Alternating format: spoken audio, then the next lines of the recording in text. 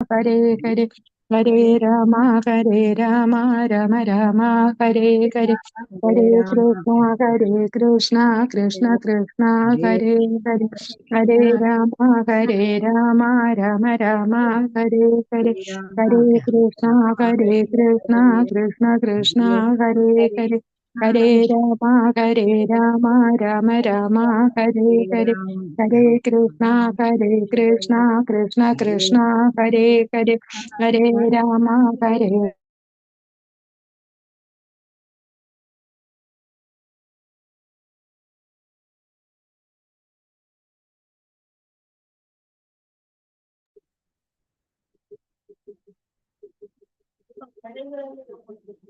ഹരേ കൃഷ്ണ.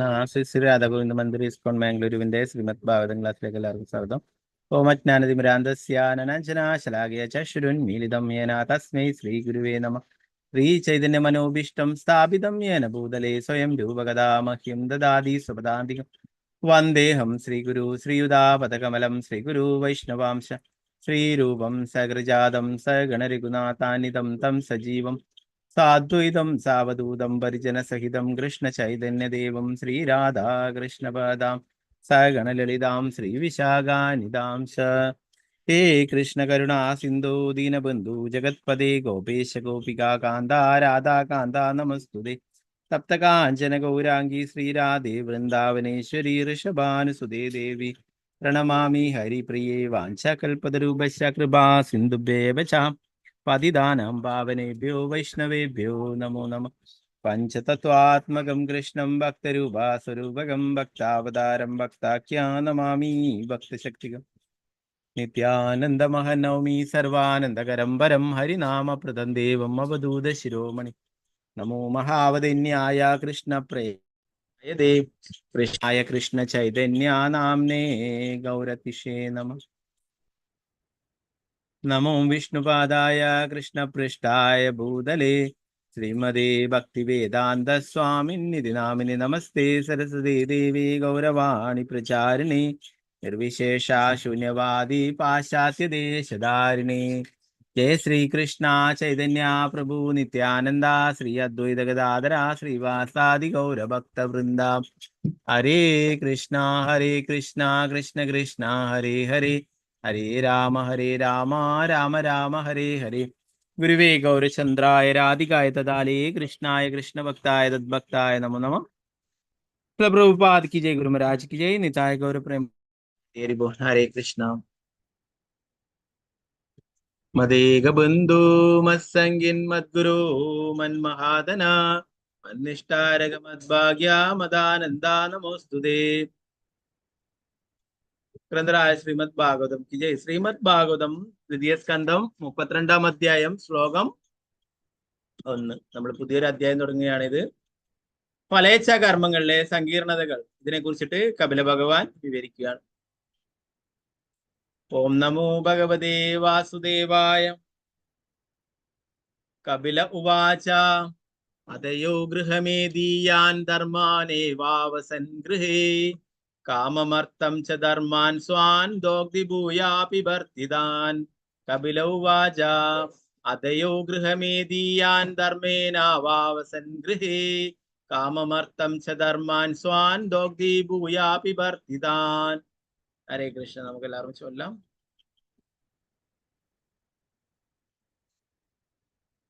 ഓം നമോ ഭഗവതേ വാസുദേവായ. ഓം നമോ ഭഗവതേ വാസുദേവായ. കപില ഉവാച അതയോ ഗൃഹമേദീയാൻ ധർമാനേവാവസൻ ഗൃഹേ കാമമർത്ഥം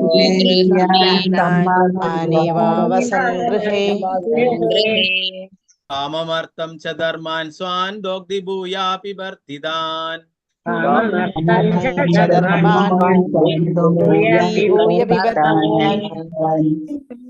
കപില ഉവാച അതയോ ഗൃഹമേദീയാൻ ധർമാനേവാവസൻ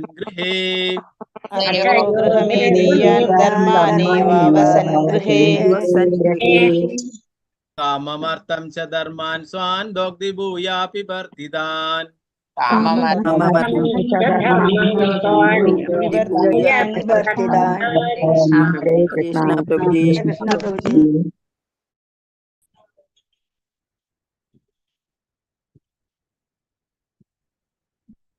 ഓക്കെ, മാലതി മാതാജി, സീതാരാമനുണ്ണി മാതാജി, സുവർണപ്രഭ മാതാജി, അംബുജദേവി മാതാജി ചൊല്ലിക്കും. ഹരേ കൃഷ്ണ. ഹരേ കൃഷ്ണ. കൃഷ്ണ പ്രഭുജി. ഓം നമോ ഭഗവതേ വാസുദേവായ. കപില ഉവാച അഥയോ ഗൃഹമേധിയാൻ ധർമാനേവാവസൻ ഗൃഹേ കാമമർത്യതധർമാൻ സ്വാനുഭൂയ വിവർത്തിതാൻ. ഹരേ കൃഷ്ണ. ഓക്കെ,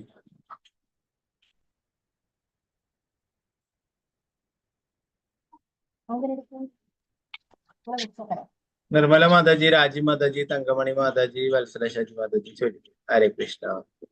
ഹരേ കൃഷ്ണ. ഹരേ കൃഷ്ണ പ്രഭുജി. ഹരേ കൃഷ്ണ. ഓം നമോ ഭഗവതേ വാസുദേവായ. ഉവാച കപില ഉവാച അത്തയോ ഗൃഹമേധിയാൻ ധർമാനേവാവസൻ ഗൃഹേ കാമമർത്തം ച ധർമാൻ സ്വാൻ ദുഃഖീഭൂയ വിവർത്തിതാൻ. ഹരേ കൃഷ്ണ പ്രഭുജി. ഹരേ കൃഷ്ണ. ഹരേ കൃഷ്ണ.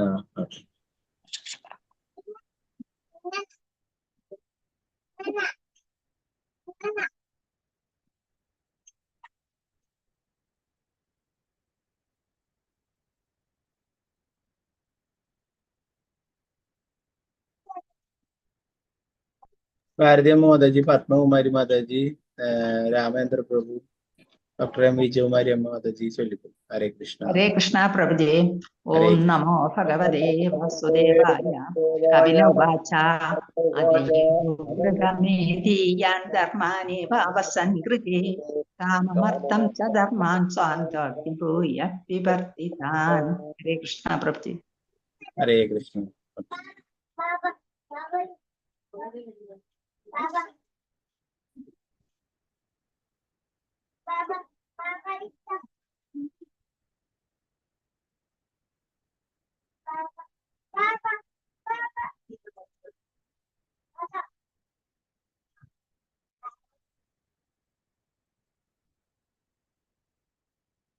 ഓക്കെ, വസന്ത മാതാജി, നന്ദ പ്രഭു, രമണി മാതാജി, ഭാരതീയമ്മ മാതാജി ചൊല്ലിക്കോളൂ. ഹരേ കൃഷ്ണ. ഇന്ദുമുഖി മാതാജി. ഹരേ കൃഷ്ണ. ഹരേ കൃഷ്ണ. ഹരേ കൃഷ്ണ പ്രഭുജി. ഹരേ കൃഷ്ണ. ഓം നമോ ഭഗവതേ വാസുദേവായ. കപില ഉവാച അഥയോ ഗൃഹമേധിയാൻ ധർമാനേവാവസൻ ഗൃഹേ കാമമർത്തം ധർമാൻ സ്വാന്തോഗ്ധീഭൂയ വിവർത്തിതാൻ. ഹരേ കൃഷ്ണ. ഹരേ കൃഷ്ണ.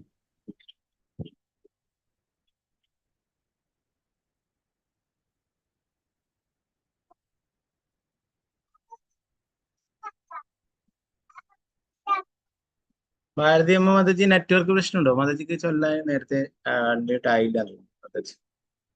ഹരേ കൃഷ്ണ. നെറ്റ്വർക്ക് പ്രശ്നമുണ്ട്. പറ്റുമെങ്കിലും മാതാജി ചൊല്ലിക്കോളൂ ഇവരുടെ കൂടെ. വത്സല ഗോപാലൻ മാതാജി, ഗീതാസി മാതാജി, ഉമാദേവി മാതാജി ചൊല്ലിക്കോളൂ. ഹരേ കൃഷ്ണ. ഹരേ കൃഷ്ണ പ്രഭുജി. ഹരേ കൃഷ്ണ. ഓം നമോ ഭഗവതേ വാസുദേവായ. കപില ഉവാച അഥയോ ഗൃഹമേധിയാൻ ധർമാനേവാവസൻ ഗൃഹേ കാമമർത്തം ച ധർമാൻ സ്വാന്തോഗ്ധീഭൂയ വിവർത്തിതാൻ. ഹരേ കൃഷ്ണ പ്രഭുജി. ഹരേ കൃഷ്ണ.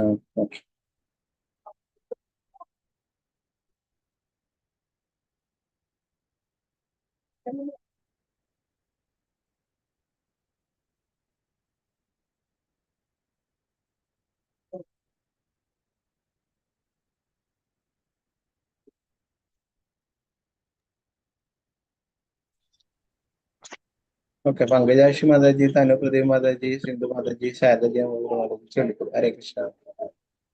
ഹരേ കൃഷ്ണ ഹരേ കൃഷ്ണ പ്രഭുജി. ഹരേ കൃഷ്ണ. ഓം ഓം നമോ ഭഗവതേ വാസുദേവായ. കപില ഉവാച അതയോ ഗ്രഹമേതീയാൻ ധർമാനേവാവസൻ ഗൃഹേ കാമസംസർമാൻ സ്വാന്തോക്തോക്തി ഭൂയസ്തിപത്നിതാൻ. ഹരേ കൃഷ്ണ പ്രഭുജി. ജി.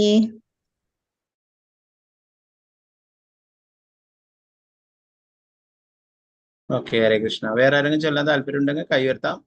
ഓക്കെ,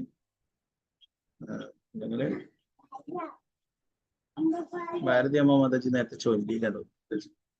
ഹരേ കൃഷ്ണ. ഭാരതി അമ്മ മാതാജി. ഹരേ കൃഷ്ണ. മാതാജി നേരത്തെ ചൊല്ലിയില്ലല്ലോ, ചൊല്ലിക്കോളൂ ഇപ്പോൾ കേട്ടാ. മാതാജിയുടെ കൂടെ ശോഭ പ്രദീപ് മാതാജി.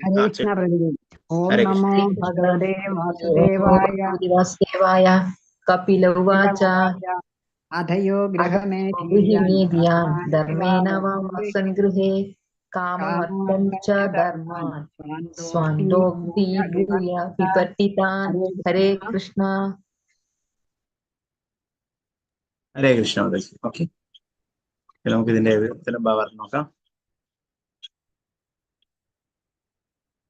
കപില ഉവാച. കപില ഭഗവാൻ പറഞ്ഞു, അതാ ഇപ്പോൾ ആ വ്യക്തി ആരാണോ ഗൃഹമേധിയാൻ ഗൃഹസ്ഥന്മാരുടെ ധർമ്മങ്ങൾ ഏവ തീർച്ചയായും ആവസൻ ജീവിക്കുന്നു ഗൃഹേ ഭവനത്തിൽ കാമാൻ ഇന്ദ്രിയ സംതൃപ്തി അർത്ഥം സാമ്പത്തിക പുരോഗതി ഇച്ഛ ധർമാചാരങ്ങൾ സ്വാൻ അവന്റെ ദോഗ്ധി ആസ്വദിക്കുക ഭൂയ വീണ്ടും വീണ്ടും വിവർത്തി പ്രകടിപ്പിക്കുക താൻ അവർ. വിവർത്തനം ഭാവാർത്ഥം. ഭക്തിവേദാന്ത സ്വാമി ശ്രീല പ്രഭുപാദിക്ക് ജയ്.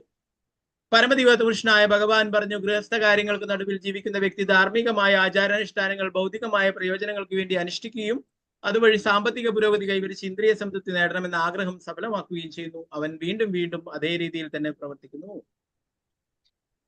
ഭാവാർത്ഥം. ഭക്തിവേദാന്ത സ്വാമി ശ്രീല പ്രഭുപാദിക്ക് ജയ്. ഗൃഹസ്ഥാശ്രമികൾ രണ്ടു രീതികളുണ്ട്. ഒരു കൂട്ടർ ഗൃഹമേധികൾ എന്നും ഇതരർ ഗൃഹസ്ഥരെന്നും വിളിക്കപ്പെടുന്നു. ഗൃഹമേധികളുടെ കർമ്മ വിഷയം ഇന്ദ്രിയാസ്വാദനവും ഗൃഹസ്ഥരുടേത് ആത്മസാക്ഷാത്കാരവുമാകുന്നു.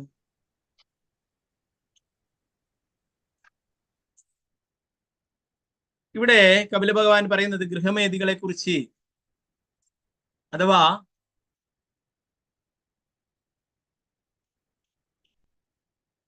ഈ ഭൗതിക ലോകത്തിൽ തന്നെ തുടരാൻ ആഗ്രഹിക്കുന്നവരെ കുറിച്ചാണ്. ധാർമ്മിക ആചാരങ്ങളിലൂടെ ഭൗതിക നേട്ടങ്ങൾ ഉണ്ടാക്കുകയും സാമ്പത്തിക പുരോഗതി കൈവരിച്ച് പരമാവധി ഇന്ദ്രിയ സംതൃപ്തി നേടുകയും ചെയ്യണമെന്നാണ് അവരുടെ മനോഭാവം. അവർക്ക് അതിലുപരി ഒന്നും തന്നെ ആവശ്യമില്ല. അത്തരത്തിലുള്ള ഒരു വ്യക്തി അവന്റെ ജീവിതകാലം മുഴുവൻ കഠിനാധ്വാനം ചെയ്യുകയും സുഭിക്ഷമായി തിന്നുകയും കുടിക്കുകയും ചെയ്യും. വിശുദ്ധ വ്യക്തികൾക്ക് ദാനം നൽകുന്നത് ഉൾപ്പെടെ എന്തെങ്കിലുമൊക്കെ പുണ്യകർമ്മങ്ങൾ അനുഷ്ഠിച്ചാൽ അവനെ അടുത്ത ജന്മത്തിൽ സ്വർഗീയ ഗ്രഹങ്ങളിലെ ഏതെങ്കിലും ഉന്നത ഗ്രഹാന്തരീക്ഷത്തിലേക്ക് ഉയർത്തപ്പെടാൻ കഴിഞ്ഞേക്കും. പക്ഷെ അവൻ ജനന മരണങ്ങളുടെ ആവർത്തനവും ഭൗതികാസ്തിലെ ദുഃഖകരങ്ങളും അവിടെ അനുബന്ധങ്ങളുമായ ഘടകങ്ങളും അവസാനിപ്പിക്കുവാൻ ആഗ്രഹിക്കുന്നില്ല. അത്തരം ഒരു വ്യക്തിയാണ് ഗൃഹമേധി. ഒരു ഗൃഹസ്ഥനാകട്ടെ കുടുംബം, ഭാര്യ, കുട്ടികൾ, ബന്ധുക്കൾ തുടങ്ങിയവയോടൊത്ത് ജീവിക്കുമ്പോഴും അവയോടൊന്നും മമതയുണ്ടാക്കുന്നില്ല.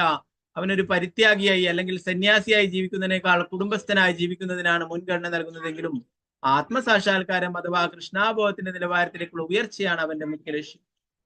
എങ്ങനെ തന്നെ ആയിരുന്നാലും യജ്ഞങ്ങൾ നടത്തിയും ദാനങ്ങളും സത്കർമ്മങ്ങളും അനുഷ്ഠിച്ചും ഭൗതികമായി ഐശ്വര്യപൂർണമായ ജീവിതം നേടുന്ന ഗൃഹമേധികളെ കുറിച്ച് കപില ഭഗവാൻ ഇവിടെ സംസാരിക്കുന്നു. അവർ നല്ല നിലകളിലാക്കപ്പെട്ടിരിക്കുന്നു. പുണ്യകർമ്മങ്ങൾ അനുഷ്ഠിച്ച് സ്വായത്തമാക്കിയ സ്വത്തുകളാണ് തങ്ങൾ അനുഭവിക്കുന്നത് എന്ന് അവർക്കും അറിയുകയും ചെയ്യാം. എന്നിട്ടും അവർ ഇന്ദ്രിയ സംതൃപ്തിക്ക് വേണ്ടിയുള്ള പ്രവൃത്തികൾ വീണ്ടും വീണ്ടും ചെയ്യുന്നു. അത് പ്രഹ്ലാദ് മഹാരാജിനാൽ പറയപ്പെട്ടിരിക്കുന്നു. ശർവിത ചർവിനാനാം. അവർ ചവച്ചത് തന്നെ വീണ്ടും വീണ്ടും ചവക്കുവാൻ ഇഷ്ടപ്പെടുന്നു. വീണ്ടും വീണ്ടും ഭൗതിക കയ്പുകൾ നുകരുന്നു. സമ്പത്തും സമൃദ്ധിയും മതിയാവോളമായിട്ടും അത്തരത്തിലുള്ള ജീവിതം ഉപേക്ഷിക്കുവാൻ അവർ തയ്യാറാകുന്നില്ല. ശ്രീല പ്രഭുപാദ് കി ജയ. നാരായണ നമസ്കൃത്യ നരം ചൈവ നരോത്തമം ദേവീം സരസ്വതിം വ്യാസം തതോ ജയമുദ്രേ. നഷ്ടപ്രായേഷു ഭദ്രേഷു നിത്യം ഭാഗവത സേവയാ. ഭഗവതി ഉത്തമ ശ്ലോകേ ഭക്തിർഭവതി നാഷ്ടകേ. മൂകം കരോതി വാചാലം പങ്കും ലംഘയതി ഗിരിം. യത്കൃപാതമഹം വന്ദേ ശ്രീഗുരു ദീനദാരിണം പരമാനന്ദ മാധവം ശ്രീചൈതന്യ ഈശ്വരം. നമോ വിഷ്ണുപാദായ കൃഷ്ണപൃഷ്ഠായ ഭൂതലേ ശ്രീമതേ ഭക്തിവേദാന്ത സ്വാമിന്നിധി നാമിനി. നമസ്തേ സരസ്വതേ ദേവേ ഗൗരവാണി പ്രചാരിണി.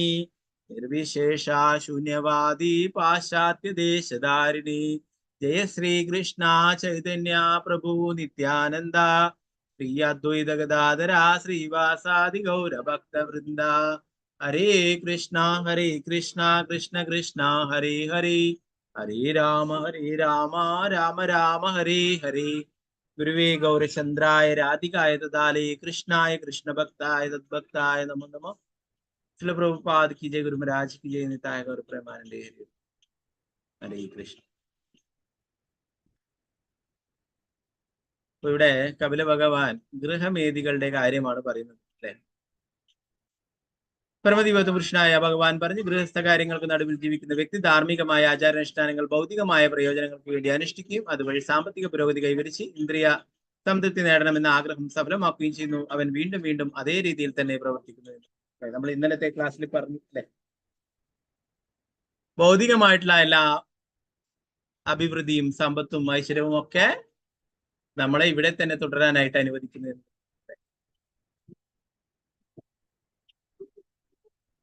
ഒരു ഡിവോട്ടി എപ്പോഴും പ്രാർത്ഥിക്കുന്നു അല്ലെ, ഈ ഭൗതിക ലോകത്തില് ഉള്ള ജീവിതം മതി, ഇനി എനിക്ക് ഭഗവാന്റെ കൂടെ ഭഗവത് സേവനങ്ങൾ ചെയ്ത് ജീവിക്കുവാനായിട്ട് ആഗ്രഹിക്കുന്നവർ അല്ലെ.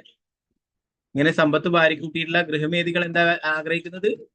എനിക്ക് എന്റെ തലമുറയ്ക്ക് കുറച്ചും കൂടി സമ്പത്ത് ഉണ്ടാക്കി വെക്കണം. ഞാൻ എത്ര നല്ല ലാവിഷായിട്ട് ജീവിച്ചില്ല, എന്താണ് എന്റെ പൂർവികരൊന്നും കൂടുതൽ സമ്പത്ത് ഉണ്ടാക്കാതെ, അതുകൊണ്ട് ഞാൻ നല്ല രീതിയിൽ അടിച്ചുപൊളിച്ച് ജീവിക്കണം, എന്റെ മക്കളൊക്കെ അതിലും അടിച്ചുപൊളിച്ച് ജീവിക്കണം, അതിന്റെ മക്കള് കൂടുതൽ അടിച്ചുപൊളിച്ച് ജീവിക്കണം എന്ന് പറയും അല്ലെ. അപ്പൊ അങ്ങനെയാണ് ചിന്താഗതി.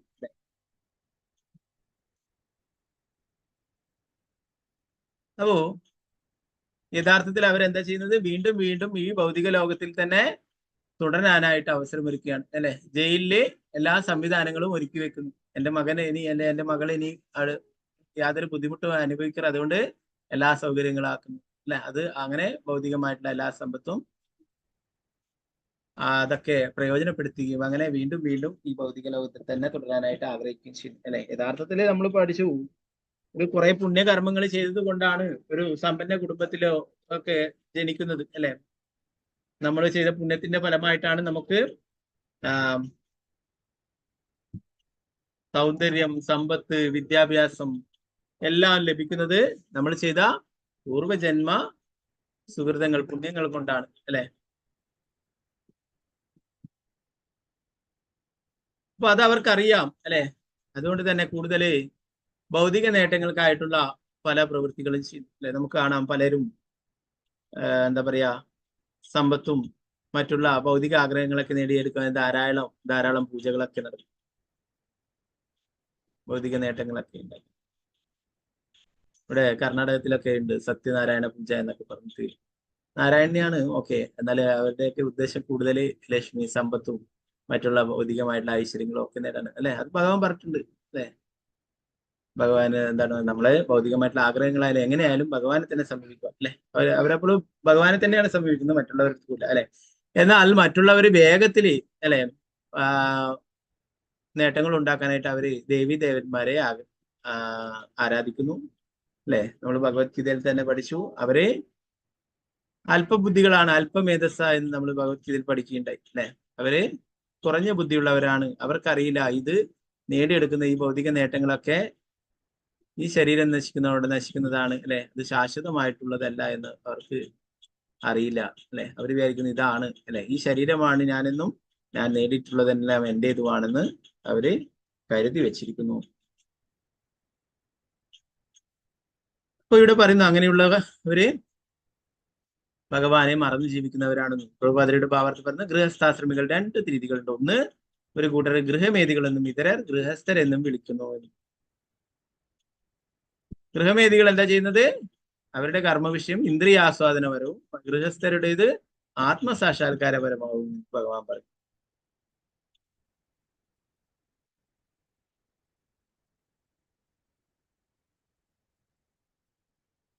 ഈ ഭൗതിക ലോകത്തിൽ തന്നെ തുടരാൻ ആഗ്രഹിക്കുന്നവരെ കുറിച്ചിട്ടാണ് പറയുന്നത്. ധാർമ്മികാചാരങ്ങളുടെ ഭൗതിക നേട്ടങ്ങൾ ഉണ്ടാക്കുകയും സാമ്പത്തിക പുരോഗതി കൈവരിച്ച് പരമാവധി ഇന്ദ്രിയ സംതൃപ്തി നേടുകയും ചെയ്യണമെന്നുള്ളതാണ് അവരുടെയൊക്കെ മനോഭാവം. അവർക്ക് അതിലുപരി ഒന്നും തന്നെ ആവശ്യമില്ല. ഇത്തരത്തിലുള്ള ഒരു വ്യക്തി അവന്റെ ജീവിതകാലം മുഴുവൻ കഠിനാധ്വാനം ചെയ്യുകയും സുഭിക്ഷമായി തിന്നുകയും കുടിക്കുകയും ചെയ്യും. വിശുദ്ധ വ്യക്തികൾക്ക് ദാനം നൽകുന്നവർക്ക് എന്തെങ്കിലുമൊക്കെ പുണ്യകർമ്മങ്ങൾ അനുഷ്ഠിച്ചാൽ അവൻ അടുത്ത ജന്മത്തിൽ സ്വർഗഗ്രഹങ്ങളുടെ ഏതെങ്കിലും ഉന്നത ഗ്രഹാന്തരത്തിലേക്ക് ഉയർത്തപ്പെടാം. പക്ഷെ അവൻ ജനന മരണങ്ങളുടെ ആവർത്തനവും ഭൗതികസ്ഥിലെ ദുഃഖകരങ്ങളും അവയുടെ അനുബന്ധങ്ങളുമായ ഘടകങ്ങളും അവസാനിപ്പിക്കാൻ ആഗ്രഹിക്കുന്ന അത്തരം ഒരു വ്യക്തിയാണ് ഗൃഹമേധി. അല്ലെ, നമുക്ക് കാണാം ധാരാളം വലിയ എന്താ പറയാ തന്റെ ആസ്തി കാണിക്കുവാനായിട്ട് ധാരാളം ചടങ്ങുകളൊക്കെ സംഘടിപ്പിക്കുന്ന ധാരാളം വലിയ ധനികരെയൊക്കെ കാണാം. അല്ലെ, അവരങ്ങനെയുള്ള കാര്യങ്ങളൊക്കെ ചെയ്യുന്നു, ധാരാളം പുണ്യപ്രവൃത്തികളൊക്കെ ചെയ്യുന്നു. അല്ലെ, ധാരാളം ചാരിറ്റി ഒക്കെ ചെയ്യുന്നു. അതുകൊണ്ട് തന്നെ അവർക്ക് ഉപരിലോകങ്ങളിലൊക്കെ അടുത്ത ജന്മം പോകാനായിട്ട് സാധിക്കും, സ്വർഗീയ ഗ്രഹങ്ങളിലൊക്കെ എത്തിച്ചേരാനായിട്ട് സാധിക്കും. അല്ലെ, എന്നാൽ അവിടെ പോയാലും ജനന മരണങ്ങൾ ഇല്ലാതാവുന്നില്ല. നമ്മൾ പഠിച്ചു അല്ലെ, ആ ബ്രഹ്മഭുവനാർ ലോക പുനരാവർത്തിനാർജുന ഭഗവാൻ പറഞ്ഞു. ബ്രഹ്മലോകത്തോളം എത്തിയാലും അവിടെയും ജനന മരണങ്ങളുണ്ട്. അല്ലെ, വീണ്ടും ഭൂമിയിലേക്ക് അല്ലെ ക്ഷീണേ പുണ്യേ മർത്യ ലോകം വിശന്തി. നമ്മൾ ചെയ്തിട്ടുള്ള കുറെ പുണ്യങ്ങൾ കൊണ്ട് നമ്മൾ ഉപരി ലോകങ്ങളിൽ എത്തിപ്പെടും. എന്നാണ് നമ്മുടെ പുണ്യങ്ങൾ ക്ഷയിക്കുമ്പോൾ വീണ്ടും ഈ ഭൂമിയിൽ തന്നെ എത്തേണ്ടതായിട്ടുണ്ട് എന്ന് പറയും. അതുകൊണ്ട് തന്നെ അവരൊരിക്കലും ജനന മരണ ചക്രത്തിൽ നിന്നും പുറത്തു കടക്കാനായിട്ട് ആഗ്രഹിക്കുന്നില്ല. അങ്ങനെയുള്ളവരാണ് ഗൃഹമേധികൾ എന്ന് പറയുന്നത് എന്ന് പറയും. ഒരു ഗൃഹസ്ഥനാകട്ടെ കുടുംബം, ഭാര്യ, കുട്ടികൾ, ബന്ധുക്കൾ തുടങ്ങിയവരോടത്ത് ജീവിക്കുമ്പോഴും അവയോടൊന്നും മമത ഉണ്ടാക്കുന്നില്ല. അവൻ ഒരു പരിത്യാഗിയായി അല്ലെങ്കിൽ സന്യാസിയായി ജീവിക്കുന്നതിനേക്കാൾ കുടുംബസ്ഥനായി ജീവിക്കുന്നതിനാണ് മുൻഗണന നൽകുന്നത്. ആത്മസാക്ഷാത്കാരം അഥവാ കൃഷ്ണാബോധത്തിന്റെ നിലവാരത്തിലേക്കുള്ള ഉയർച്ചയാണ് അവന്റെ മുഖ്യ ലക്ഷ്യം.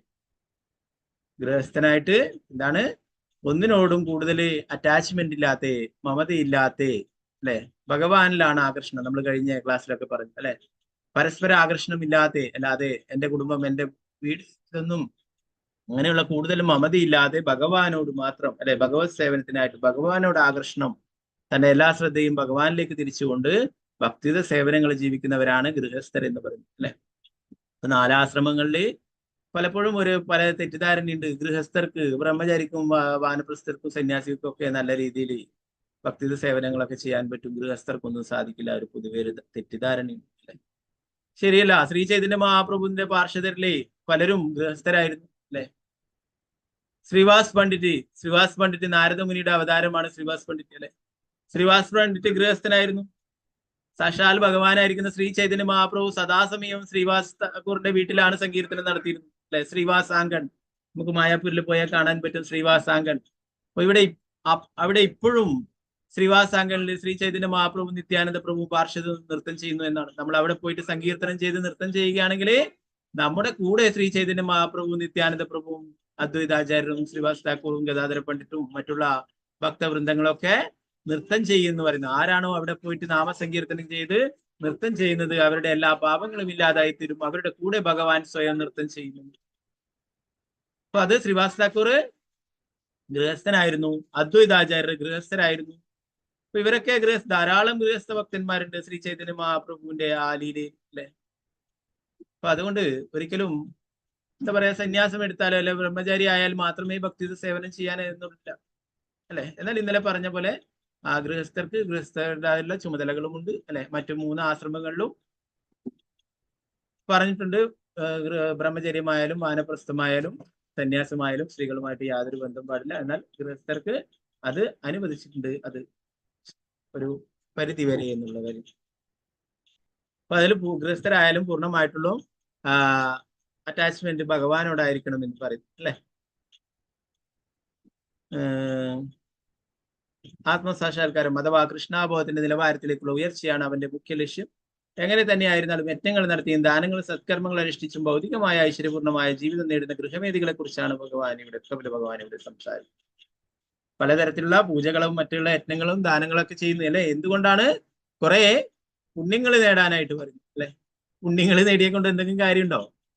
ഇല്ല. അല്ലെ, പലരും തെറ്റിദ്ധരിച്ചിരിക്കുന്നത് നമ്മൾ കുറെ പുണ്യപ്രവൃത്തിയൊക്കെ ചെയ്തു കഴിഞ്ഞാല്, കുറെ പുണ്യങ്ങൾ നേടിക്കഴിഞ്ഞാല് നമുക്ക് നല്ലതാണ്. അല്ലെ, പുണ്യങ്ങൾ നേടിയത് കൊണ്ട് എന്തെങ്കിലും ഇവിടുന്ന് നമുക്ക് മോചനം ഉണ്ടോ?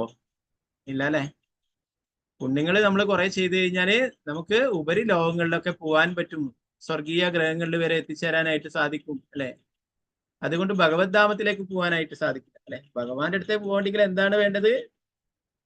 പാപവും ഇല്ലാതിരിക്കണം, പുണ്യവും ഉണ്ടാവരുത്, പാപവും ഉണ്ടാവരുത്. എന്നാൽ ഭക്തിയുത സേവനത്തിൽ പുണ്യപ്രവൃത്തി ഉണ്ട്. ഭക്തിയുത സേവനത്തിൽ ഉയരാൻ വേണ്ടിയിട്ടുള്ള പുണ്യപ്രവൃത്തികളൊക്കെ അല്ലെ. നമ്മൾക്ക് ഭക്തിയുടെ സേവനത്തിലും ദാനങ്ങളൊക്കെ ചെയ്യാം. നമുക്ക് ഭഗവത്ഗീത ദാനം ചെയ്യാം, ഭാഗവതം ദാനം ചെയ്യാം. ഇതൊക്കെ പ്രവൃത്തികൾ ഭക്തിയുടെ സേവനത്തിലുള്ള പുണ്യപ്രവൃത്തികൾ അല്ലെ.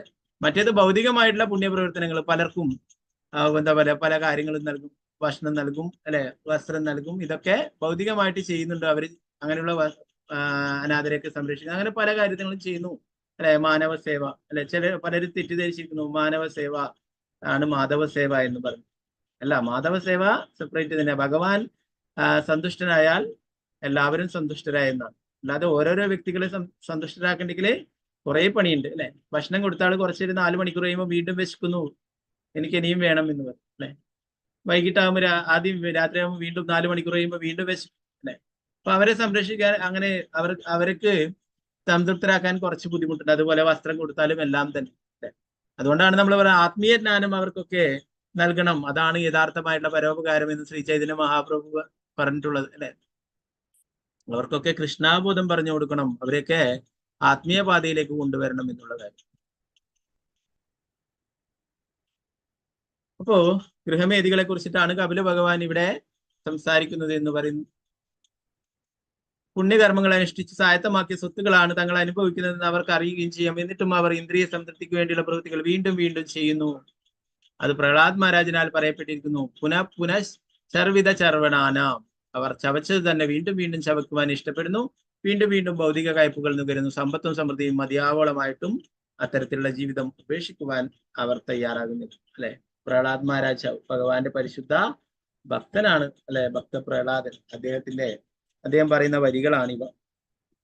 അദ്ദേഹത്തിന്റെ പിതാവിനോട് പറയുന്ന ഒരു ശ്ലോകം ശ്രീമദ് ഭാഗവതം 7-ാം സ്കന്ധം 5-ാം അധ്യായം 30-ാമത്തെ ശ്ലോകത്തിൽ പറയുന്നു. ഓം നമോ ഭഗവതേ വാസുദേവായ. ശ്രീ പ്രഹ്ലാദുവാച മതിർന കൃഷ്ണേ പരദസ്വദോ വാ മിതേ വിപത്യേത ഗൃഹാവൃതാനാം അദാന്ത ഗോഭിർവിശതാം തമിശ്രം പുനഃ ചർവണാനാം.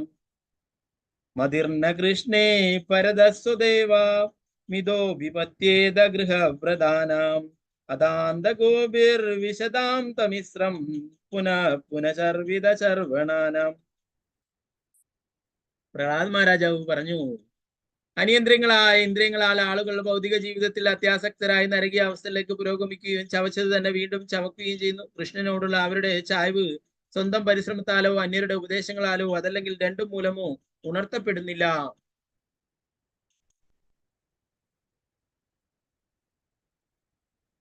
അതിന്റെ ഭാവാർത്ഥത്തിൽ പ്രഭുപാദർ പറയുന്നു, ഭഗവത്ഗീതയിൽ ചിത്രീകരിച്ചിട്ടുള്ള കൃഷ്ണനിൽ നിന്നും വ്യത്യസ്തനാണ് തന്റെ കൃഷ്ണൻ എന്ന് രാഷ്ട്രീയക്കാരൻ പറയുന്നു. കൃഷ്ണനും രാമനും പരമോന്നതരാണെന്ന് കരുതുമ്പോഴും അവർ അരൂപരാണെന്ന് അത്തരക്കാർ ചിന്തിക്കുന്നു. കാരണം കൃഷ്ണന് സേവനം ചെയ്യേണ്ടതിനെ കുറിച്ച് അവർക്ക് യാതൊരു വിവരമില്ല. അപ്രകാരം പുനഃ ചർവിത ചർവണാനാം, ചവച്ചത് തന്നെ വീണ്ടും വീണ്ടും ചവയ്ക്കുകയാണ് അവന്റെ ഒരു വിനോദം. ശാരീരികേന്ദ്രിയങ്ങൾ കൊണ്ട് ഈ ഭൗതിക ലോകം ആസ്വദിക്കുക എന്നത് മാത്രമാണ് അത്തരം രാഷ്ട്രീയക്കാരുടെയും സർവകലാശാല പണ്ഡിതരുടെയും ലക്ഷ്യം. ഈ ലോകത്തിൽ ശരീരം കൊണ്ട് സുഖമായി ജീവിക്കണമെന്ന ലക്ഷ്യം മാത്രമുള്ള അത്തരം ഗൃഹവ്രതർക്ക് കൃഷ്ണനെ മനസ്സിലാക്കാൻ കഴിയില്ലെന്ന് ഇവിടെ വ്യക്തമായി പറഞ്ഞിരിക്കുന്നു.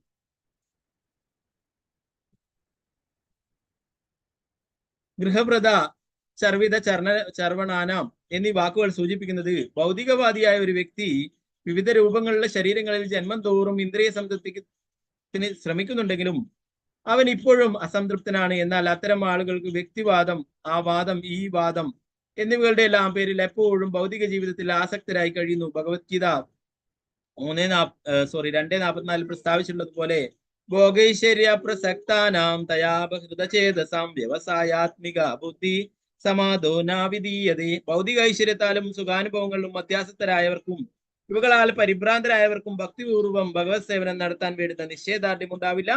ഭൗതിക ആസ്വാദനത്തിൽ ആസക്തരായവർക്ക് ഭഗവത് സേവനത്തിൽ മനസ്സുറപ്പിക്കുവാൻ കഴിയില്ല. അവർക്ക് ഭഗവാൻ കൃഷ്ണനെയും അദ്ദേഹത്തിന്റെ ഉപദേശമായ ഭഗവത്ഗീതയും മനസ്സിലാകുകയില്ല.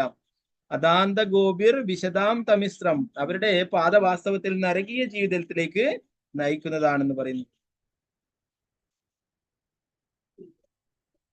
ഋഷഭദേവനാൽ സ്ഥിരീകരിക്കപ്പെട്ടുള്ളതുപോലെ മഹത് സേവാം ദ്വാരം അഹുർ വിമുക്തേ, ഒരു ഭക്തനെ സേവിച്ച് കൃഷ്ണനെ മനസ്സിലാക്കാൻ ശ്രമിക്കണം. മഹത് എന്ന പദം ഒരു ഭക്തനെയാണ് പരാമർശിക്കുന്നത്.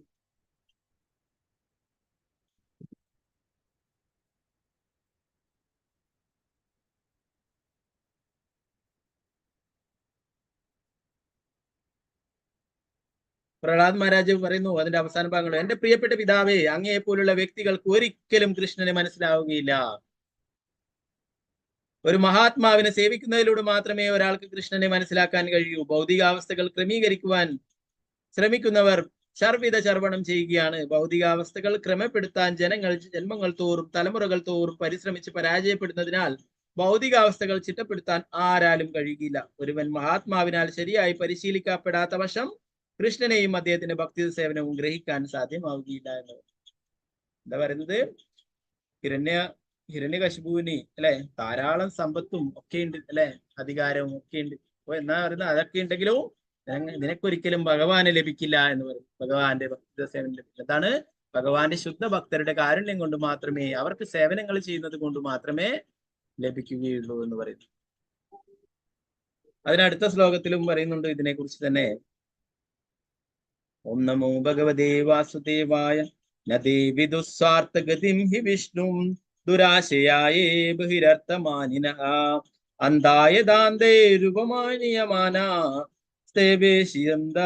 മുരുദാം നിബന്ധ. ഭൗതിക ജീവിതം ആസ്വദിക്കുവാനുള്ള അവബോധത്തിൽ ശക്തമായി കുരുക്കപ്പെട്ട വ്യക്തികൾ അവരെ പോലെ തന്നെ ബാഹ്യമായ ഇന്ദ്രിയ വസ്തുക്കളാൽ ആസക്തനായ ഒരു അന്ധനെ അവരുടെ നേതാവായോ ഗുരുവായോ സ്വീകരിക്കുന്നതിനാൽ ജീവിതത്തിന്റെ ലക്ഷ്യം ഭഗവദ്ധാമത്തിലേക്ക് മടങ്ങിപ്പോവുകയും വിഷ്ണു ഭഗവാന്റെ സേവനങ്ങളിൽ മുഴുകിയാണെന്ന് മനസ്സിലാക്കാൻ കഴിയില്ല. അന്ധനാൽ നയിക്കപ്പെടുന്ന അന്ധൻ ശരിയായ പാത തിരിച്ചറിയാനാകാത്ത കുഴിയിൽ വീഴുന്നത് പോലെ വിഷയാസക്തരായ ആളുകൾ വിഷയാസക്തനായ മറ്റൊരു മനുഷ്യനാൽ നയിക്കപ്പെടുന്നതിനാൽ ശക്തമായ ഇഴകളാൽ നിർമ്മിക്കപ്പെട്ട കാമ്യകർമ്മങ്ങളുടെ പാശങ്ങളിൽ ബന്ധിതരാവുകയും ത്രിവിധ ക്ലേശങ്ങൾ സഹിച്ച് വീണ്ടും വീണ്ടും ഭൗതിക ജീവിതത്തിൽ തന്നെ തുടരുകയും ചെയ്യുന്നു.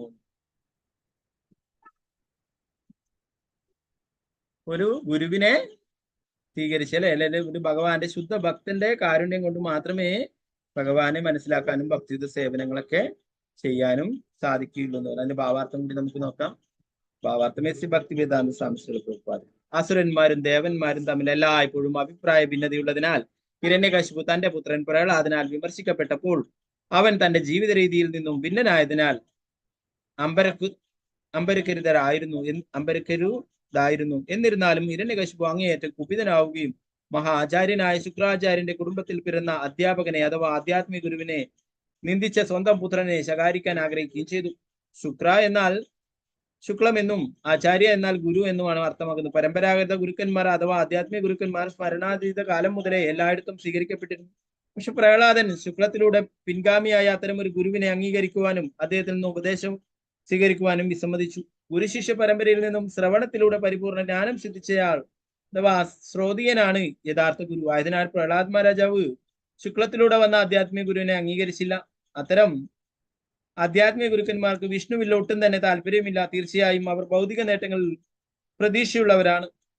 ബഹിരർത്ഥമാനിന, ബഹിർ എന്ന വാക്കിന് ബാഹ്യമായ എന്നും അർത്ഥ എന്ന വാക്കിന് താല്പര്യം എന്നും മാനിന എന്ന വാക്കിന് വളരെ ഗൗരവത്തിലെടുക്കുന്ന എന്നുമാണ് അർത്ഥം. പൊതുവെ പറഞ്ഞാൽ ആധ്യാത്മിക ലോകത്തെ പറ്റി പ്രായോഗികമായി എല്ലാവർക്കും അറിവില്ല. ഭൗതികവാദികളുടെ ജ്ഞാനം സൃഷ്ടിയുടെ ഇരുണ്ട മേഖലയായ 400 കോടി മൈലിനുള്ളിൽ പരിമിതപ്പെട്ടിരിക്കുന്നു. ഭൗതിക ലോകത്തിന് മുകളിലാണ് ആധ്യാത്മിക ലോകം എന്ന് അവർക്കറിയില്ല. ഒരുവൻ ഭഗവാന്റെ ഭക്തനല്ലാത്ത പക്ഷം ആധ്യാത്മിക ലോകത്തിന്റെ അസ്തിത്വം ഗ്രഹിക്കാനാവില്ല. ഈ ഭൗതിക ലോകത്തിൽ മാത്രം താല്പര്യമുള്ള ഗുരുക്കന്മാരെ ആചാര്യന്മാരെ ഈ ശ്ലോകത്തിൽ അന്ധരെന്ന് വിളിച്ചിരിക്കുന്നു. അത്തരം അന്ധരായ ആളുകൾ ഭൗതിക അവസ്ഥകളെ കുറിച്ചുള്ള ശരിയായ ജ്ഞാനമില്ലാത്ത അവരെ പോലെ തന്നെ അന്ധരായ ധാരാളം അനുയായികളെ നയിച്ചേക്കാം. പക്ഷേ അവർ പ്രഹ്ലാദ് മഹാരാജാവിനെ പോലുള്ള ഭക്തന്മാരാൽ അംഗീകരിക്കപ്പെടുന്നില്ല. അത്തരം അന്ധരായ ഗുരുക്കന്മാർ ബാഹ്യമായ ഭൗതിക ലോകത്തിൽ തൽപരരാകിയാൽ ഭൗതിക പ്രകൃതിയുടെ ശക്തമായ പാശങ്ങളാൽ സദാ ബദ്ധരാണെന്ന്. ധാരാളം ആൾക്കാരെ കാണാം അല്ലെ, ഇങ്ങനെയുള്ള നയിക്കാനായിട്ട് റെഡി ആയിട്ട് നിൽക്കുന്ന ആൾക്കാരെ കാണാം അല്ലെ, പല നേതാക്കളെയും അല്ലെ, രാഷ്ട്രീയക്കാരെ അവരെയൊക്കെ കാണാം. അവർക്കൊക്കെ സ്വന്തം താല്പര്യം അല്ലെ, അവരൊരിക്കലും നിങ്ങളൊക്കെ രക്ഷപ്പെട്ടു പോകണമെന്ന് ആരും വിചാരിക്കും. തന്റെ അനുയായികളൊക്കെ ഒരിക്കലും രക്ഷപ്പെട്ടു പോകണമെന്ന് ആരും തന്നെ വിചാരിക്കില്ല അല്ലെ. അതുകൊണ്ടാണ് മറുകണ്ഠം ചാടുന്നത് അല്ലെ. പലരും കുറച്ചു കാലം ഒരു നേതാവിന്റെ കീഴിലൊക്കെ നിൽക്കും, അവിടുന്ന് വലിയ സ്ഥാനവും മറ്റുള്ള സൗകര്യങ്ങളൊന്നും ലഭിക്കുന്നില്ലെങ്കിൽ ഉടനെ മറുവശത്തേക്ക് ചാടും അല്ലെ. അവിടെ മന്ത്രിസ്ഥാനം മറ്റുള്ള പദവികളൊക്കെ കിട്ടുമ്പോൾ അത് ആസ്വദിച്ച് ജീവിക്കുകയും ചെയ്യും അല്ലെ. അവിടെ പിന്നീട് കഴിയുമ്പോൾ വീണ്ടും ഇപ്പുറത്തേക്ക് ചാടും അല്ലെ. അപ്പൊ അങ്ങനെയാണ് അല്ലെ. അവര് ഭൗതികമായിട്ടുള്ള നേട്ടങ്ങൾക്ക് വേണ്ടിയിട്ടാണ് ഊന്നൽ നൽകുന്നത്. നേതാക്കളായാലും അതിന്റെ അണികളായാലും തന്നെ അവർ ഒരിക്കലും ഈ ഭൗതിക ലോകത്തിന് എങ്ങനെ രക്ഷപ്പെട്ടു പോവാമെന്ന് അവരെ ചിന്തിക്കുന്നില്ല. അതിനു വേണ്ടിയിട്ട് പ്രയത്നിക്കുകയോ അല്ലെ അങ്ങനെയുള്ള മഹാത്മാക്കളുടെ ഉപദേശങ്ങൾ തേടുകയോ ഒന്നും ചെയ്യുന്നില്ല. രാഷ്ട്രീയക്കാർക്കൊക്കെ ഉപദേശകരായിട്ടുള്ളവരെ നോക്കാം അല്ലെ, അവരെല്ലാം എത്രമാത്രം എന്താ അങ്ങനെ ബുദ്ധിയുള്ളവരെയാണ് അവരെ അവിടേക്ക് നിയമിക്കുക അല്ലെ, സുബുദ്ധിയുള്ളതല്ല.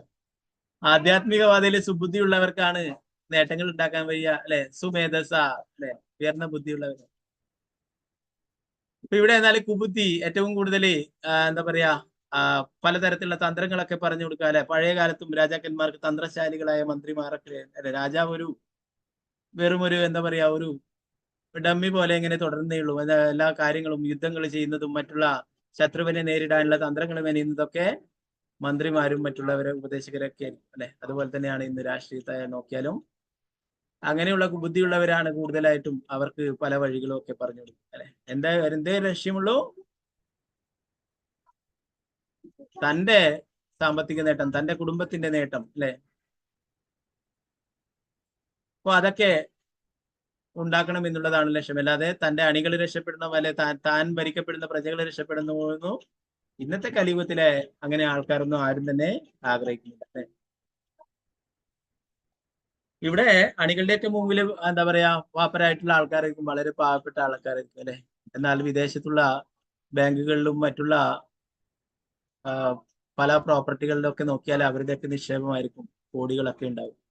ഇതൊക്കെ ഇവിടെ നിന്നാണ് സ്വന്തം അണികളെയൊക്കെ പറ്റിച്ചിട്ട് എടുത്തു കൊണ്ടുപോയിട്ടുള്ളതാണ് അല്ലെ.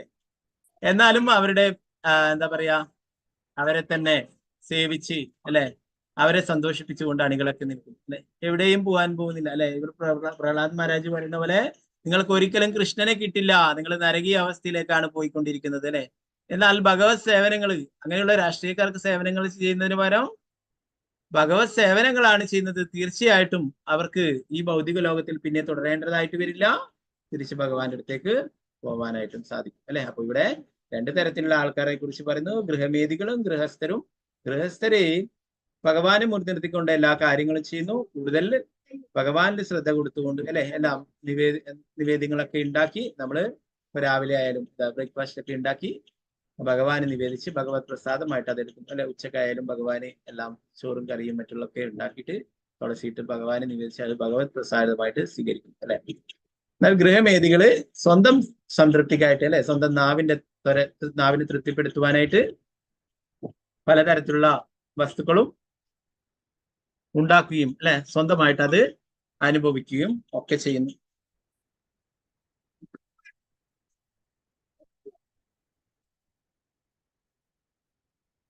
അതിനെക്കുറിച്ച് തന്നെ ശ്രീമദ് ഭാഗവത്തിലെ 2-ാം സ്കന്ധത്തിലും നമ്മൾ നേരത്തെ പഠിച്ചിട്ടുണ്ടായിരുന്നു. അതിൽ പറയുന്നു,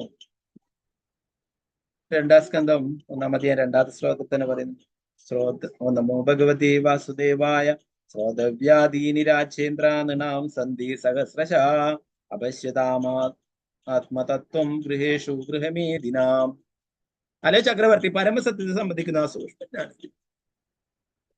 പരമസത്യത്തെ സംബന്ധിക്കുന്ന സൂക്ഷ്മജ്ഞാനത്തിൽ ലൗകിക കാര്യങ്ങളിൽ മുഴുവൻ ശ്രദ്ധയും കഴിവും ചെലുത്തുന്ന അതിഭൗതികവാദികൾ തീർത്തും അജ്ഞരാണ്, അഥവാ കാഴ്ച നശിച്ചവരാണ്. അതിനാൽ അവർക്ക് താല്പര്യമുള്ള നിരവധി വിഷയങ്ങൾ മാനവ സമൂഹത്തിൽ ശ്രമിക്കാനായിട്ടുണ്ട്. വെളിപ്പെട്ട ധർമ്മശാസ്ത്രവും ഗൃഹസ്ഥാശ്രമികളുടെ ജീവിതത്തെ ഗൃഹസ്ഥൻ എന്നും ഗൃഹമേധി എന്നും 2 വകുപ്പുകളായി തിരിച്ച് നാമകരണം ചെയ്തിരിക്കുന്നു. പുത്രകളത്രാദികളോടൊപ്പം വസിച്ചുകൊണ്ട് പരമസത്യ സാക്ഷാത്കാരത്തിനായി ആത്മജ്ഞാനപരമായും അതീന്ദ്രിയമായും ജീവിക്കുന്നവരാണ് ഗൃഹസ്ഥർ. അതേസമയം ഗൃഹമേധികൾ കുടുംബങ്ങളുടെയോ അല്ലെങ്കിൽ കുടുംബബന്ധങ്ങളുടെയോ ലൗകിക ക്ഷേമത്തിനായി മാത്രം ജീവിക്കുന്നവരാണ്. ആകയാൽ അവർ മറ്റുള്ളവരോട് അസൂയുള്ളവരാകുന്നു. മേധി എന്ന പദം മറ്റുള്ളവരോട് അസൂയുള്ളവർ എന്നതിനെ സൂചിപ്പിക്കുന്നു. മേധി എന്ന് പറഞ്ഞാൽ മറ്റുള്ളവരോട് അസൂയുള്ളവരാണെന്നാണ് സൂചിപ്പിക്കുന്നത് എന്നിവിടെ ശ്രീമദ് ഭാഗവതം പറഞ്ഞു. കുടുംബകാര്യങ്ങളിൽ മാത്രം താല്പര്യമുള്ളവരായ ഗൃഹമേധികൾ നിശ്ചയമായും അസൂയാലുക്കളാകുന്നു. ആകയാൽ ഒരു ഗൃഹമേധി ഒരിക്കലും മറ്റൊരു ഗൃഹമേധിയുമായി സൗഹൃദത്തിലായിരിക്കില്ല. പരമസത്യത്തെ സംബന്ധിച്ച് സൂക്ഷ്മജ്ഞാനത്തെ കുറിച്ച് അജ്ഞരാകിയാൽ അഥവാ കാഴ്ച നഷ്ടപ്പെട്ടവരാകിയാൽ കലിയുഗത്തിൽ എല്ലാ ഗൃഹസ്ഥരും അന്യോന്യം അസൂയാലുക്കളായിരിക്കും. ആത്മജ്ഞാനികളായാലും രാഷ്ട്രീയം, ശാസ്ത്രീയം, സാമൂഹികം, സാമ്പത്തികം തുടങ്ങിയ നിരവധി വിഷയങ്ങൾ ശ്രമിക്കാനുണ്ടായാലും ഭൗതിക ജീവിതത്തിന്റെ പരമദുരിതങ്ങളായ ജനനം, മരണം, വാർദ്ധക്യം, മരണം, രോഗം, എന്നീ ക്ലേശങ്ങളെ കുറിച്ചുള്ള ചോദ്യങ്ങൾ ഉന്നയിക്കാൻ അവർ വിസ്മരിക്കുന്ന യഥാർത്ഥത്തിൽ ജനനം, മരണം, വാർദ്ധക്യം, രോഗം എന്നീ ക്ലേശപരമായ അവസ്ഥയ്ക്ക് പരമമായ ഒരു പരിഹാരം കണ്ടെത്തുകയാണ് മാനവ ജീവിതത്തിന്റെ ലക്ഷ്യം. എന്നാൽ ഗൃഹമേധികൾ ഭൗതിക പ്രകൃതിയുടെ സ്വാധീനത്താൽ വ്യാമോഹത്തിൽ അകപ്പെടുന്നതിനാൽ ആത്മസാക്ഷാത്കാരത്തെക്കുറിച്ചുള്ള എല്ലാം വിസ്മരിക്കുന്നു. ഭൗതിക ജീവിതത്തിലെ പ്രശ്നങ്ങളുടെ എല്ലാം പരമമായ പരിഹാരം സ്വഭവനത്തിലേക്ക്, ഭഗവത് ധാമത്തിലേക്ക് മടങ്ങി ചെല്ലുകയാണ്. അപ്രകാരം ഭൗതികത്തിലെ ക്ലേശങ്ങളായ ജനനം, മരണം, വാർദ്ധക്യം, രോഗം എന്നിവയെല്ലാം ദൂരീകരിക്കപ്പെടുന്നു.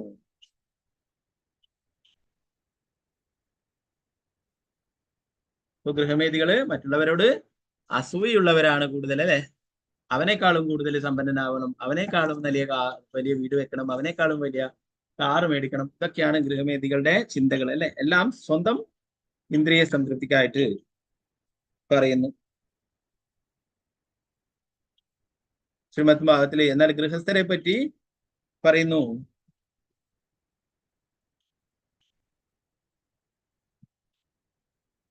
ഓം നമോ ഭഗവതേ വാസുദേവായ. ശൃണ്വൻ ഭഗവതോ അഭീഷ്ണം അവതാര കഥാമൃതം ശ്രദ്ധാധനോ യഥാ കാല ഉപശാന്തന മനാവൃത സത്സംഗാച്ഛനൈകേ സംഗമാത്മാ ജയാത്മജാതിഷു വിമുച്യേന്വിഷു മാനേഷു സ്വയം സ്വപ്നാവതുന്ദിത. ഒരു ഗൃഹസ്ഥൻ നിർബന്ധമായും സന്യാസിമാരുമായി കൂടുതൽ സഹവസിക്കുകയും ശ്രീമദ് ഭാഗവതത്തിലും മറ്റു പുരാണങ്ങളിലും വർണ്ണിച്ചിട്ടുള്ള ഭഗവാന്റെയും അവിടുത്തെ അവതാരങ്ങളുടെയും അമൃതോപമായ വിവരണങ്ങൾ ആദരപൂർവ്വം ശ്രവിക്കുകയും ചെയ്യണം. അപ്രകാരം ചെയ്താൽ ക്രമാനുഗതമായി പത്നിയോടും സന്താനങ്ങളോടുമുള്ള ആസക്തിയിൽ നിന്നും വിരക്തനാകാൻ കഴിയും. ഒരുവൻ സ്വപ്നത്തിൽ നിന്നും ഉണരുന്നത് പോലെ എന്ന് പറയുന്നു. എന്റെ ഭാവാർത്ഥത്തിൽ ശ്രീല പ്രഭുപാദരി വളരെ പ്രധാനപ്പെട്ട കാര്യങ്ങൾ പറയുന്നത് നമുക്ക് നോക്കാം. ഭാവാർത്ഥം ഭക്തിവേദാന്ത സ്വാമി ശ്രീല പ്രഭുപാദരി ലോകമെമ്പാടുമുള്ള ഗൃഹസ്ഥർക്ക് ശ്രീമദ് ഭാഗവതവും ഭഗവത്ഗീതയും ശ്രവിക്കുന്നതിന് അവസരം നൽകാൻ പ്രത്യേകം സ്ഥാപിക്കപ്പെട്ട പ്രസ്ഥാനമാണ് കൃഷ്ണാബോധ പ്രസ്ഥാനം. ഇതിനായി പല രീതിയിൽ വിവരിക്കപ്പെട്ട പ്രക്രിയകൾ പ്രധാനപ്പെട്ടവളാണ് ശ്രവണവും കീർത്തനവും. ശൃണതാം സ്വഗതാ കൃഷ്ണ പുണ്യശ്രവണ കീർത്തന. എല്ലാവർക്കും, പ്രത്യേകിച്ചും മൂഢതികളായ ജീവിതത്തിന്റെ ലക്ഷ്യത്തെക്കുറിച്ച് തികച്ചും അജ്ഞരായ ഗൃഹസ്ഥർക്ക് കൃഷ്ണനെ കുറിച്ച് ശ്രവിക്കാൻ അവസരങ്ങൾ നൽകപ്പെടണം. കൃഷ്ണാബോധ പ്രസ്ഥാനത്തിന്റെ വിവിധ കേന്ദ്രങ്ങളിൽ ഭഗവത്ഗീതയും ശ്രീമദ് ഭാഗവതവും വർണ്ണിച്ചിട്ടുള്ള കൃഷ്ണ വിഷയങ്ങളെ കുറിച്ച് നടക്കുന്ന സംവാദങ്ങളിൽ സംബന്ധിച്ച് അവ ശ്രവിക്കുന്നതിലൂടെ ആളുകൾക്ക് ആധുനിക കാലത്ത് പ്രബലമായിട്ടുള്ള അവിഹിത ലൈംഗികം, ലഹരി പദാർത്ഥങ്ങളുടെ ഉപയോഗം, മാംസഭക്ഷണം, ചൂതാട്ടം എന്നീ പാപകർമ്മങ്ങളുടെ വശീകരണത്തിൽ നിന്നും മുക്തമായി സ്വയം പരിശുദ്ധീകരിക്കാൻ കഴിയും. അവർക്ക് പ്രകാശത്തിന്റെ തലത്തിലേക്ക് ഉയരാൻ കഴിയും. പുണ്യശ്രവണ കീർത്തന ഹരേ കൃഷ്ണ കൃഷ്ണ കൃഷ്ണ ഹരേ ഹരേ ഹരേ രാമ രാമ രാമ ഹരേ ഹരേ കീർത്തനത്തിൽ പങ്കെടുക്കുകയും ഭഗവത്ഗീതയിൽ നിന്നും കൃഷ്ണനെ കുറിച്ച് പഠിക്കുകയും പ്രത്യേകിച്ച് പ്രസാദം കഴിക്കുകയും ചെയ്യുന്നതിലൂടെ ഒരുവൻ നിശ്ചയമായും നിർമ്മലീകരിക്കപ്പെടും. ഇവയെല്ലാം കൃഷ്ണാബോധ പ്രസ്ഥാനത്തിൽ നടന്നുകൊണ്ടിരിക്കുന്നു എന്ന് പോകും.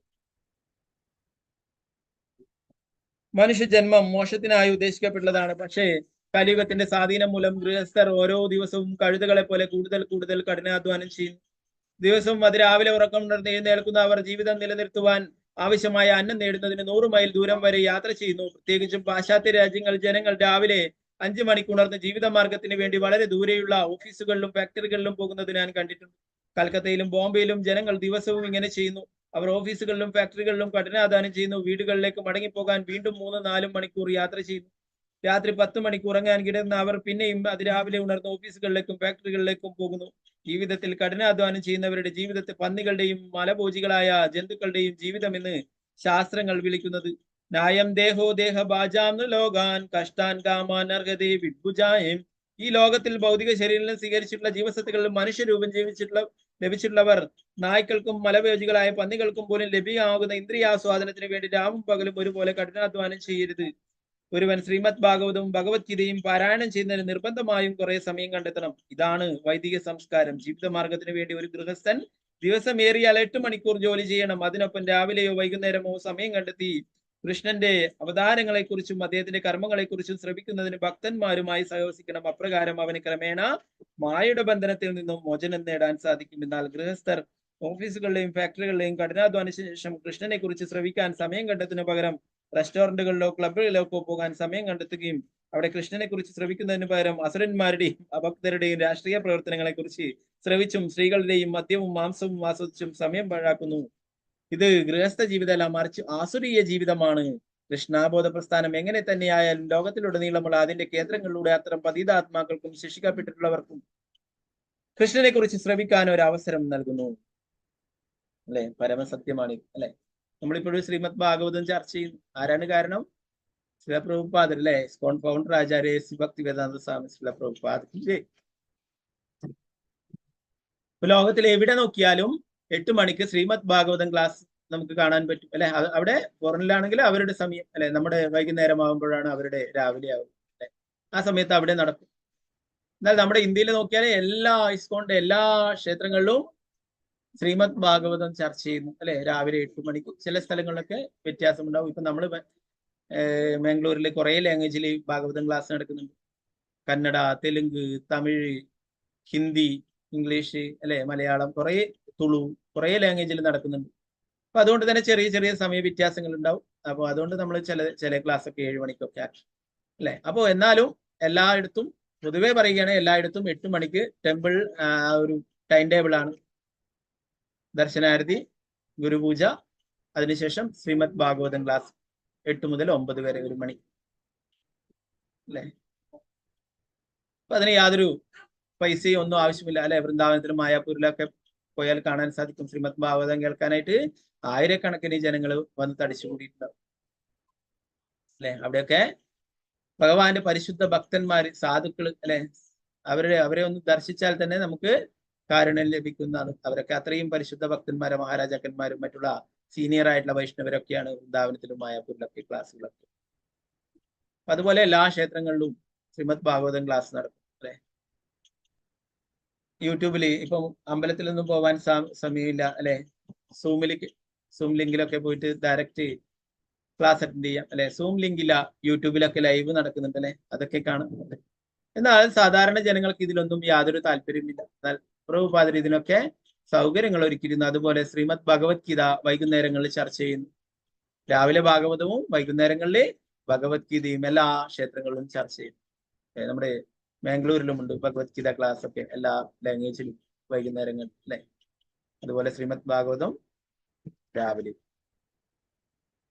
ആൾക്കാർക്കൊക്കെ ഇങ്ങനെ ഇത്രയും സൗകര്യങ്ങൾ ലഭ്യമായിട്ടും അവർക്കൊന്നും ഇതിനോട് സ്വാദില്ല. എന്തുകൊണ്ടാണ്? അവർക്ക് ഭൗതികമായിട്ടുള്ള കാര്യങ്ങളിലാണ് അവരുടെ സ്വാദ് മുഴുവനായിട്ട് അല്ലെ. അതുകൊണ്ടാണ് ഇവിടെ പറയുന്നത് ഗൃഹമേധികൾ. അവര് വീണ്ടും നരകീയ അവസ്ഥകളിലേക്ക് പോവുകയാണ് ചെയ്യുക. അവർക്ക് ഭഗവാനെ ലഭിക്കുന്നില്ല. എന്നാൽ ഗൃഹസ്ഥരായിട്ടുള്ളവരുടെ ധർമ്മം പറയുന്നു, അവര് സന്യാസിമാരുമായിട്ട് അങ്ങനെയുള്ള സാധുക്കളുടെ സംഘങ്ങൾ നേടുകയും അവരിൽ നിന്ന് ഭഗവാനെ കുറിച്ച് കേൾക്കുകയും ഭക്തിയുത സേവനങ്ങളൊക്കെ ചെയ്യുകയും അങ്ങനെയുള്ള കാര്യങ്ങളൊക്കെ ചെയ്യുകയാണെങ്കിൽ അവർക്ക് ഉയർന്നു വരാനായിട്ട് സാധിക്കും എന്നുള്ളത് നമ്മൾ നാരദ മുനിയുടെ തന്നെ വൃത്താന്തം നേരത്തെ പഠിക്കുകയുണ്ടായി. ദാസി പുത്രനായിരിക്കുന്ന ആ കുട്ടി അല്ലെ, തന്റെ അമ്മയുടെ കൂടെ തന്നെ സേവനങ്ങൾ ചെയ്തു കൊടുക്കുകയും ആ ഭഗവാന്റെ പരിശുദ്ധ ഭക്തന്മാരുടെ കാരുണ്യം ലഭിക്കുകയും അവരുടെ ആ പ്രസാദത്തിന്റെ ഉച്ഛിഷ്ടം കഴിക്കുകയും ഒക്കെ ചെയ്യുകയും പിന്നീട് ഭഗവാന്റെ ശുദ്ധ ഭക്തനായിട്ട് നാരദ മുനിയായിട്ട് മാറുകയും ചെയ്യുകയുണ്ടായി അല്ലെ. അങ്ങനെ എത്രയെത്രയോ ഉദാഹരണങ്ങളുണ്ട്. അപ്പോ ഭഗവാന്റെ പരിശുദ്ധ ഭക്തന്മാരുടെ ആ സംഘം വളരെ പ്രധാനമാണ് അല്ലെ. അങ്ങനെയുള്ള മഹാത്മാക്കളിൽ നിന്നും നമ്മൾ ഉപദേശങ്ങളൊക്കെ നേടണം. ആത്മീയ ഗുരുവിൽ നിന്നും ഉപദേശങ്ങളൊക്കെ നേടണം എന്നാണ് പറയുന്നത്. അല്ലാതെ അന്ധന്മാരായിട്ടുള്ള ആൾക്കാരുടെ ഉപദേശങ്ങൾ നേടുകയാണെങ്കിൽ അത് പൊട്ട കുഴിയിലേക്ക് പൊട്ട കിണറ്റിലേക്കാണ് വീഴുക അല്ലെ. അവരെ അന്ധനാണ്, അത് അവർക്കൊരിക്കലും നമ്മളെ നയിക്കാനായിട്ട് സാധിക്കില്ല. ഒരു അന്ധനെ കണ്ണ് കാണുന്ന ഒരുവന് മാത്രമേ ഒരു അന്ധനെ നയിക്കാനായിട്ട് സാധിക്കൂ അല്ലെ. അതുപോലെ തന്നെ കൈയും കാലൊക്കെ ബന്ധിച്ചിരുന്ന ഒരു ബന്ധനസ്ഥനായിട്ടുള്ള ഒരുവനെ മറ്റൊരുവന്റെ കെട്ടഴിക്കാനായിട്ടും സാധിക്കില്ല അല്ലെ. സ്വതന്ത്രനായിരിക്കുന്നവന് മാത്രമേ സാധിക്കൂ. അപ്പോൾ മറ്റുള്ള രാഷ്ട്രീയമായാലും മറ്റുള്ളതൊക്കെ ആയാലും അവർക്ക് ഓരോരോ ഉദ്ദേശങ്ങളുണ്ട്, ഓരോ ലക്ഷ്യങ്ങളുണ്ട്. എന്നാൽ കൃഷ്ണബോധ പ്രസ്ഥാനം എന്ന് പറയുന്നത് യാതൊരു ദുരുദ്ദേശങ്ങളുമില്ല. എല്ലാ പതിതാത്മാക്കളെയും തിരിച്ച് ഭഗവാന്റെ അടുത്തേക്ക് എത്തിക്കുക എന്നുള്ളത് മാത്രമാണ് ശ്രീല പ്രഭുപാദരുടെ താല്പര്യം. ശ്രീല പ്രഭുപാദരുടെ ഏറ്റവും വലിയ ആഗ്രഹവും ലോകം മുഴുവൻ കൃഷ്ണബോധവാന്മാരാകണം. അവരൊക്കെ ഭഗവാനെ കുറിച്ച് മനസ്സിലാക്കണം. അവരൊക്കെ ഭഗവത് സേവനങ്ങൾ ചെയ്യണം എന്നുള്ളതാണ് ശ്രീല പ്രഭുപാദരുടെ ഏറ്റവും വലിയ ആഗ്രഹം അല്ലെ. അതിനായിട്ടാണ് പ്രഭുപാദർ പറയുന്നത് നമ്മൾ എല്ലാവരോടും കൃഷ്ണാബോധത്തെ കുറിച്ച് പറഞ്ഞു കൊടുക്കുക, അവരെ കൊണ്ടൊക്കെ ഭക്തിയുത സേവനങ്ങളൊക്കെ ചെയ്യുക, അവർക്കൊക്കെ പ്രഭുപാദരുടെ ചെറിയ ബുക്സ് എങ്കിലും കൊടുക്കുക എന്ന് പ്രഭുപാദർ പറയും. അവരതുകൊണ്ട് വായിച്ചാൽ അതിൽ പ്രഭുപാദർ ഓരോ പേജിലും അവരെ ഒരു വെറുതെ ബുക്കിന്ന് മറിച്ച് നോക്കിയ ചെറിയ പുസ്തകങ്ങളിൽ പോലും ഒരു പേജിലെങ്കിലും പ്രഭുപാദർ ഹരേ കൃഷ്ണ മന്ത്രത്തെ കുറിച്ചും ഭക്തിയുത സേവനത്തെ കുറിച്ചും പ്രതിപാദിച്ചിട്ടുണ്ടായി. ഗ്രന്ഥരായ ശ്രീമദ് ഭാഗവതം की जय, श्रील प्रभुपाद की जय, गुरु महाराज की जय, नित्य गौर प्रेमानंदे हरे हरे कृष्ण. അടുത്ത ഭാഗങ്ങളിൽ എന്തെങ്കിലും സംശയങ്ങൾ ഉണ്ടെങ്കിൽ കയ്യെത്താം. വാഞ്ചകൽപതരൂപശ കൃപാസിന്ധുഭ്യവശ പതിതാനം പാവനേഭ്യോ വൈഷ്ണവേഭ്യോ നമഃ. ആനന്ദകോടി വൈഷ്ണവ വന്ദിക്ക് ജയ ശ്രീല പ്രഭുപാദ്.